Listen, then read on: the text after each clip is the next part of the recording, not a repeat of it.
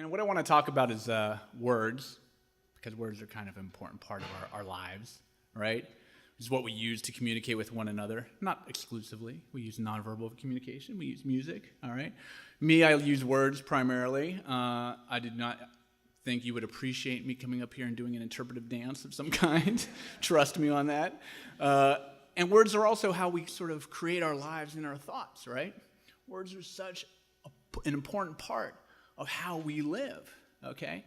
And words, that's a pretty big category. So I'm going to narrow it down to one word. Just one word. A single word that a decade of work as a psychotherapist has taught me is by far the most destructive word in the entire English language. Wow, I want to know that, right? Most destructive word.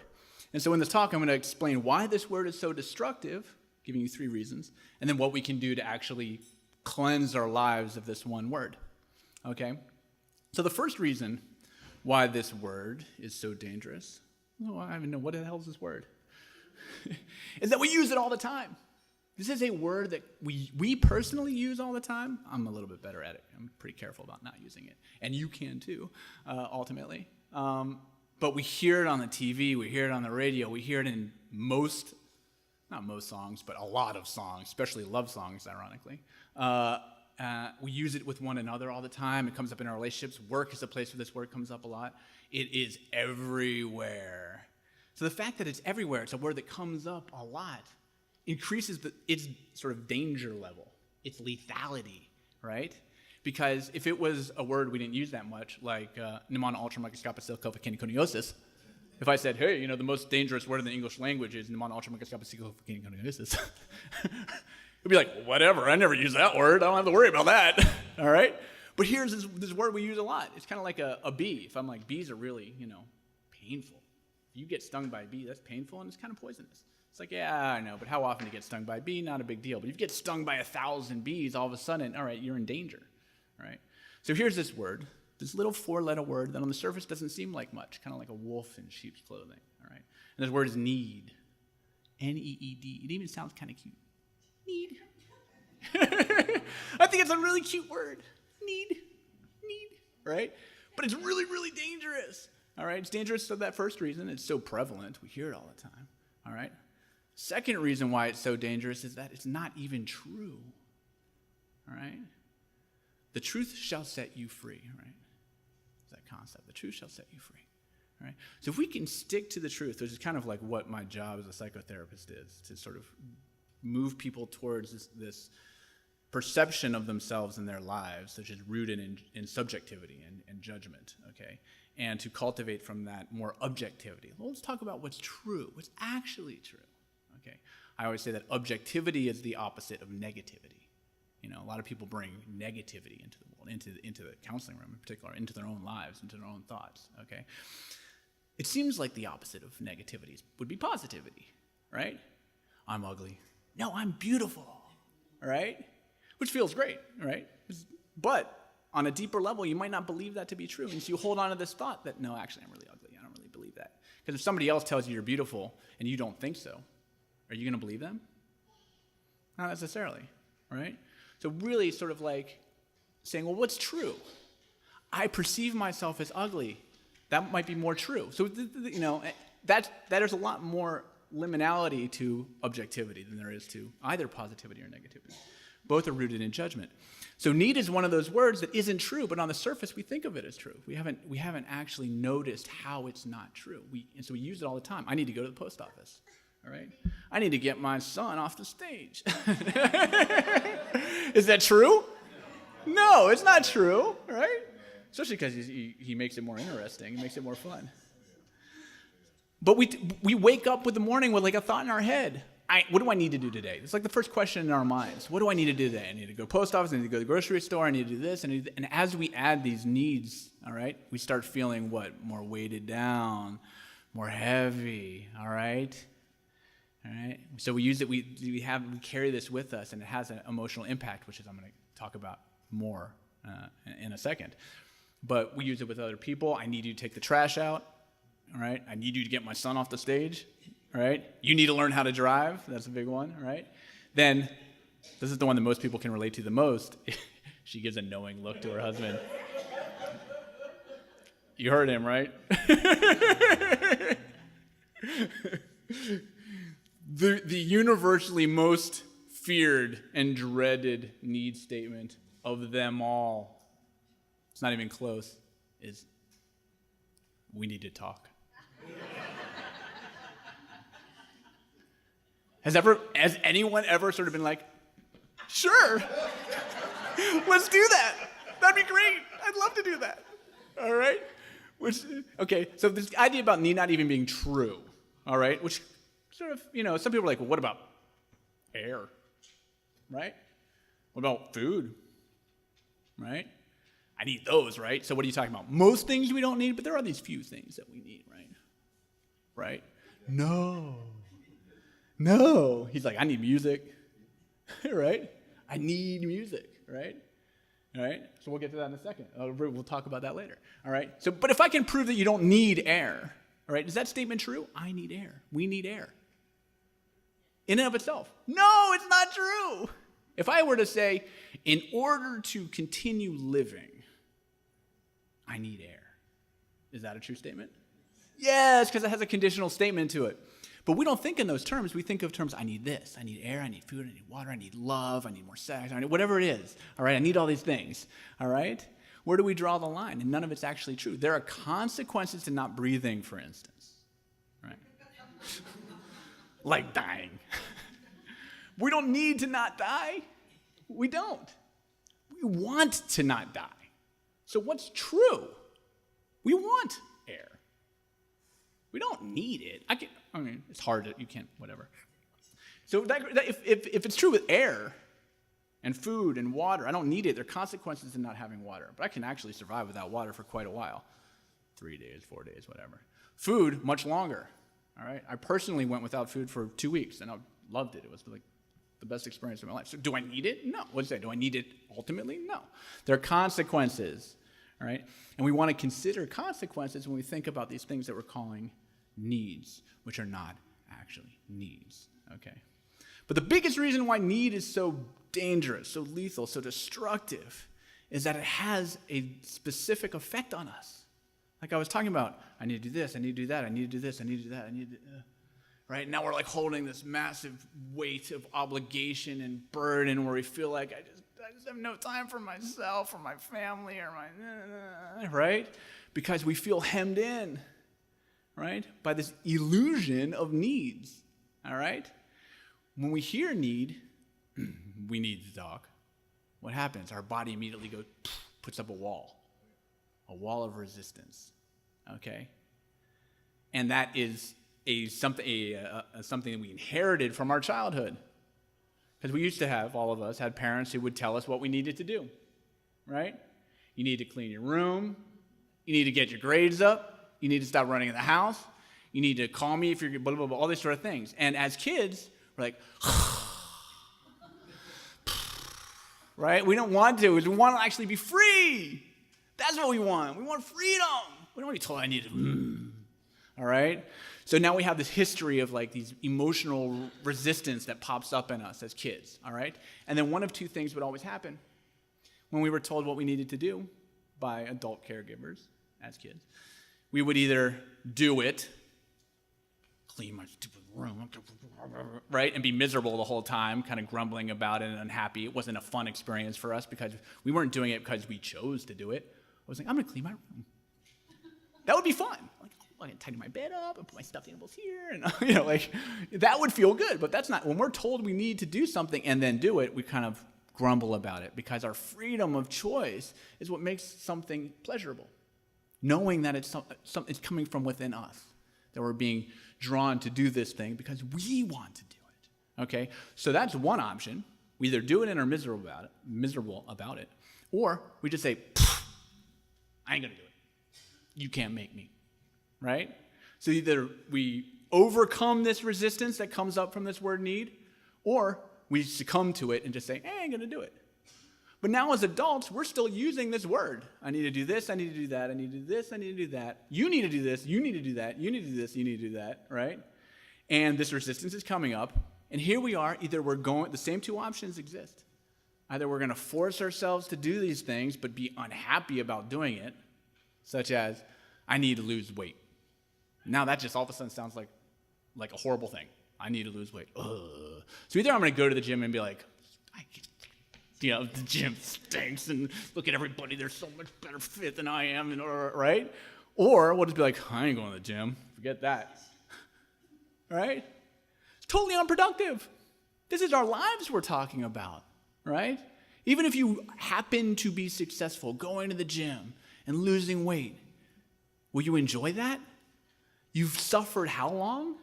What you're doing is you're practicing suffering. You're practicing standing over yourself, right? Standing behind yourself saying, you got to do this, you got to do this, you got to do this. So chances are by the time you reach your goal weight, you're like, I need to such and such and such and such. You've replaced this thing with something else, right? Now you're just telling yourself something else that you need instead, all right? So it's really, really, really, really destructive. So it's false and destructive. It's creating this resistance, all right? If we can recognize, okay, so what do we do with it? Let's move on to that. What do we do with this word need, all right? How do we, first of all, you just make a choice to start communicating without it. Any statement you think of, if you catch yourself, and listen, it starts with that. It starts with self-awareness. If you catch yourself saying need, think, whoa, that's not true. I know that's not true because there are no needs. That sentence right there, use it. So, yeah, there are no needs. There are no needs. Yeah, that's right. So what's true? That's what comes next. The question, what's true? If I don't need to, anybody have a need? If I don't need music, right? What's true? Right, I want music. I want music in my life. I want it. And we have the sense of need just means really, really, really, really, really want. Just say that, right? Don't imply it. Because what if what you're implying comes with all this other baggage, right? And then if you don't get what you need, how do you feel? Desperate, scared, right? Oh, I need a boyfriend, I need a girlfriend. Now I don't have one. Oh my God, I feel horrible, right? Almost everybody who comes to counseling feels like they're lacking something that they need, and they're bringing that sense of desperation to the counseling office. So, hey, you want to get that? Awesome, I'll help. We can do that.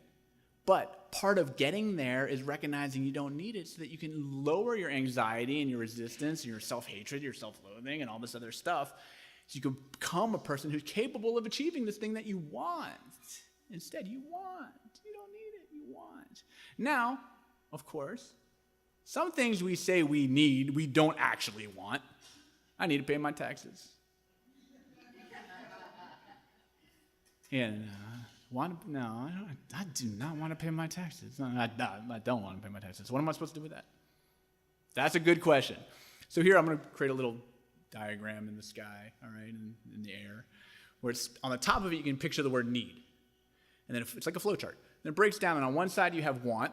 Every need is either going to be a want or a don't want, all right? So we ask ourselves, well, what's true? Do I want this thing or do I not want this thing? Okay, taxes. I don't want to pay my taxes. Okay, then don't.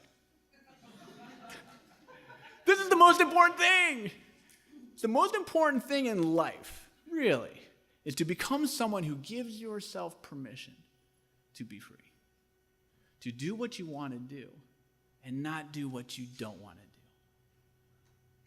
But not so fast, right? If you don't pay your taxes, there are going to be consequences. If you don't breathe, there are going to be consequences. So we have this thing. We have need on top. We have want over here and don't want over here. And our instincts will always tell us whether we want or don't want something. It doesn't take long, all right? But we want to take it another level farther, another level deeper. Because, okay, I don't want to pay my taxes. Well, give myself permission for that. Yeah, that's not going to work out so well. Now let me ask, looking at this don't want, is this a want or a don't want? So one more level of inquiry is essential, right? So in between stage 1 and stage 2, we say, okay, well, what are all the possible consequences of this thing? If I take into account all these things, all right, like the feelings of the people I care about, and taxes is sort of an obvious example, All right? It gets a little more complicated when your wife or your partner invites you to a party you don't want to go to. Do I want to? Do I not want to go? All right? My instinct says don't want to go. All right? Well, then take into consideration who's going to be there, the feelings of other people around me. Ultimately, what's true? Do I want to or do I not want to? When I think about, and this is where self-understanding and awareness comes into play, all right? Based on my true values and what I ultimately want in life, do I want to do this or do I not want to do this? Right? So if the reality is, you know what? I like not being audited, or I like not paying large fines, tax fines, or being in prison potentially, then what's true? I guess I do want to pay my taxes. Oh, guess what? Now paying my taxes or figuring them out doesn't sound horrible, right? I've removed that resistance, and now this act, because I've recognized it as a true want, doesn't seem as laborious as it once did. If I want to lose weight and I go, or I say I need to lose weight, I'd want to, I don't want to, I don't want to. I give myself permission. I could be like, oh, guilt-free. I don't want to lose weight. I just want to think I look good. Right? And I don't have to lose a pound to think I look good. I can just know I look good. All right? Or gain a pound in my case. So plenty of examples. I mean, you can go on and on and on all day long. I want music. So I give myself permission to play music because it's who I am. It's what I love. It's what I adore. It makes me who I am. Right? And then, okay, so another thing to keep in mind real quick is that need is the word I'm focusing on right now, but it has synonyms. And those synonyms are all the same is true for them. I have to. I got to. I must. You must. All right? Did I miss any? Should is a kissing cousin of that one for sure, because who's to say? It's also false. It's equally false. I should. Who's to say? According to who? Right? So should is definitely right in that same ballpark. It's totally false and creates the same level of resistance. So when we cleanse this, all of a sudden freedom emerges, and we become somebody who genuinely encourages us to live the life we want to live, right? Whether that's manifest in doing what we want to do, or cutting us some slack and saying, you don't want to do it, don't do it, right? It's a real sense of relief when we give ourselves permission to not do something we've been carrying around with us, thinking we need to do it. This comes up a lot in addiction.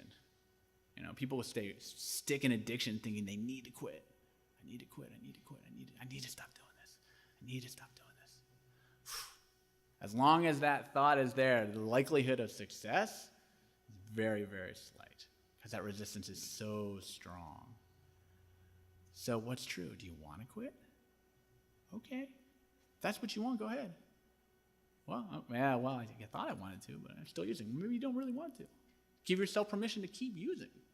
Keep smoking or keep drinking or keep whatever. Keep binge eating or whatever. Give yourself permission for that. Become a friend to yourself. From that friendship, all of a sudden, the drive to use will disappear. So this is really what it's about. It's about becoming a friend to yourself. Somebody who says, hey, look, you don't want to? Don't do it. You want to? Do it. But understand the difference between the two. Right? It's amazing. Use it. Try it. Try it out. Try to sort of pay attention to your own use of the word need. And then say, maybe I could say this in a different way. And it doesn't always have to be want or don't want. That works a lot of the time. But you could say, I think it might be beneficial for us to, or I think it might be fun if we go to a movie tonight. We need to go to a movie. Or we need to go to a vacation. Or we need to do this. Or, hey, I think I'd really appreciate it if you could learn how to be a better driver. Somebody's going to be more open to that. Or, honey, it would really mean a lot to me if we could talk for a second. Oh, sure, what's up? Right? What? Who said that? You don't know my honey. So that's pretty much it. That's pretty much all I have for you. What's that? Somebody's pointing. Oh, there's my wife. Hey! So anyway, thanks for giving me your ear for a little bit of time and listening to me, even though you definitely did not need to.